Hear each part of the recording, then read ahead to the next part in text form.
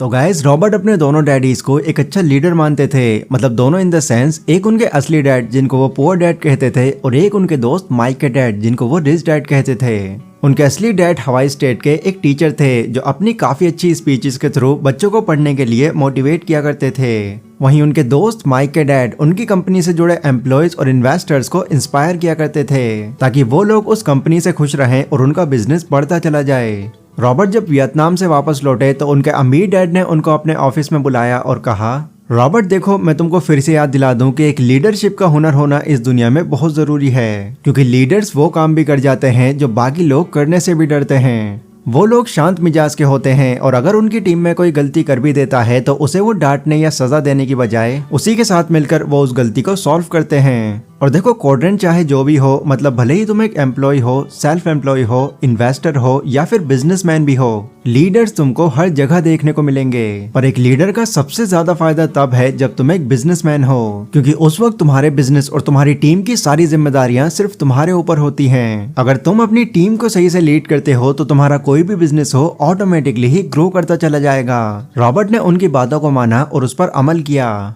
Robert कहते हैं कि जब मैं इस लीडरशिप का हुनर ले रहा था तो मैंने पाया कि एक लीडर और एक मैनेजर में फर्क होता है, क्योंकि एक मैनेजर सिर्फ अपने काम को मैनेज करता है पर एक लीडर अपने काम के साथ साथ अपनी टीम के इमोशंस को भी मैनेज करता है। एग्जाम्पल के तौर पर मेरे एक दोस्त का दोस्त था जो एक दिन मेरे पास आया। वो एक शेफ था और अब अपना खुद का रेस्टोरेंट खोलने के लिए वो मुझसे पैसे लेने आया था। उसने मुझे उसका जो प्लान था वो सब बताया कि मेरे पास कुकिंग का इतने सालों का हुनर है, मैंने जगह भी सोच ली है और उन लोगों की लिस्ट भी तैयार कर ली है जो इस तरह का खाना देखकर खिंचे चले आएंगे, बशर्ते मुझे कोई ऐसा आदमी मिल जाए जो मेरे इस रेस्टोरेंट के लिए $5 लाख इन्वेस्ट कर सके। फिर रॉबर्ट ने जब और अंदर की बातें उसके बारे में जानी तो उनको ये पता चला कि उसका ये बिजनेस प्लान 5 साल पुराना था और वो 5 सालों से लोगों से आग्रह करता आ रहा था इसमें इन्वेस्ट करने की, पर किसी ने भी आज तक उसको कोई फंडिंग नहीं दी। अब ये सब बातें जब रॉबर्ट को पता चली तो उन्होंने इस बारे में कुछ देर के लिए सोचा और कुछ देर सोचने के बाद उन्होंने पैसे देने से इनकार कर दिया और कहा,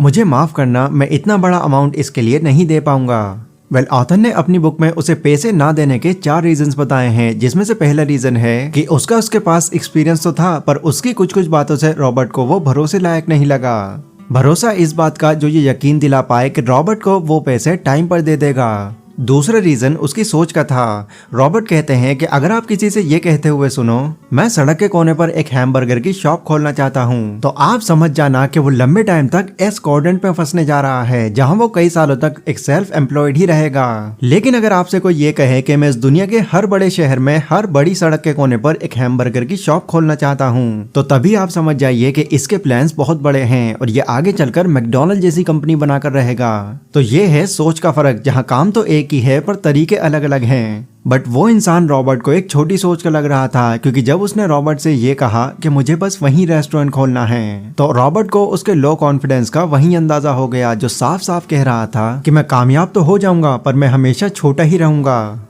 तीसरा रीजन रॉबर्ट ने बताया कि मुझे उसके अंदर लीडरशिप की कोई क्वालिटी नजर नहीं आई, क्योंकि एक लीडरशिप वाली सोच रखने वाला कभी भी सिर्फ एक क्वाड्रेंट में टिका नहीं रहना चाहेगा। चौथा रीजन था उसकी ईगो, क्योंकि उसको ये लग रहा था कि कुकिंग करने में मेरी टक्कर और कोई नहीं ले सकता, इसलिए कुकिंग का काम सिर्फ मैं ही संभालूंगा। बट रॉबर्ट को उसकी ये बात जरा भी पसंद नहीं आई, क्योंकि जब तक आप अपने लिए एक टीम नहीं बनाओगे तब तक आप अपने बिजनेस को बढ़ा भी नहीं पाओगे। जितने भी दुनिया में कामयाब बिजनेसमैन हैं उन सभी की कामयाबी के पीछे एक टीम ही है, क्योंकि बहुत सारे काम जो वो खुद नहीं कर पाते वो अपनी टीम से करवा लेते हैं। बट उसका माइंड इन सब चीजों से बिल्कुल परे था, इसलिए रॉबर्ट ने उसको पैसे देने से साफ इनकार कर दिया, क्योंकि वो सिर्फ एक मैनेजर वाली सोच रखे हुए था, एक लीडर वाली नहीं। तो ये थे गाइस रॉबर्ट कियोसाकी की बुक द बिजनेस स्कूल के 8वें चैप्टर के कुछ इंपॉर्टेंट पॉइंट्स, एंड इसी के साथ इस बुक के हर जरूरी चैप्टर्स यहीं खत्म होते हैं। अगर ये चैप्टर वाइज सीरीज आपको पसंद आई हो तो इस वीडियो को लाइक और शेयर जरूर करें, और अगली बुक आप किस टॉपिक पर चाहते हैं मुझे कमेंट सेक्शन में बता सकते हैं। पर आज की इस वीडियो में बस इतना ही, मिलता हूँ अपनी अगली वीडियो में, तब तक के लिए